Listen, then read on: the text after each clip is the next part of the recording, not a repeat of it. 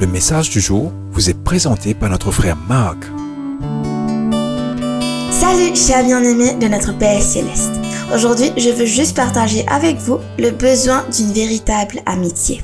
Tout le monde a un père et une mère, même un frère ou une sœur, dépendant des cas. Mais tout le monde a besoin d'un ami. Ainsi va le dicton, un ami dans le besoin est un ami vraiment. Bien-aimés, il est important que nous reconnaissons notre besoin d'amis proches. Pendant son ministère, Jésus avait beaucoup d'amis et beaucoup de gens avec qui il était amical. Pourtant, Jésus n'était que très proche de quelques personnes. Marie, Marthe et Lazare étaient 3 des amis les plus proches de Jésus sur terre. Cette famille de frères et sœurs vivait juste à l'extérieur de Jérusalem, dans la ville de Béthanie. Jésus restait souvent avec eux lors de ses voyages dans la ville. Il est devenu très proche d'eux.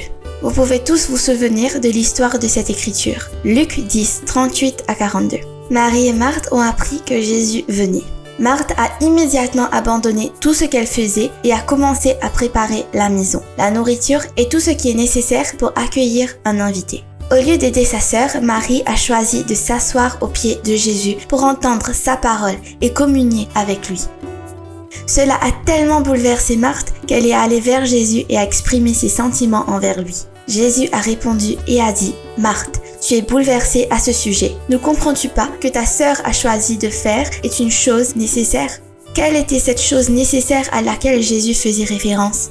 C'était la communion d'amis proches. Jésus en avait besoin et Marthe aussi. En fait, ce qui ressort de cette histoire, ce que Marthe faisait était aussi une chose nécessaire.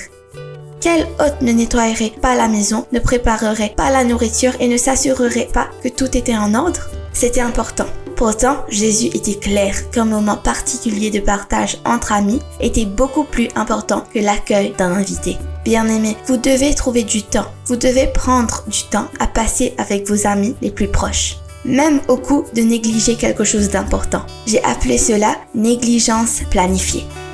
Je vous en prie, bien-aimés, faites des plans pour négliger certaines choses afin de pouvoir passer du temps de qualité avec vos amis. Il faut que cela prenne place. C'est de la plus grande importance. Que Dieu vous bénisse tous. Nous continuerons demain. Profitez de votre journée en lui. Profitez-en avec vos amis proches. Au revoir.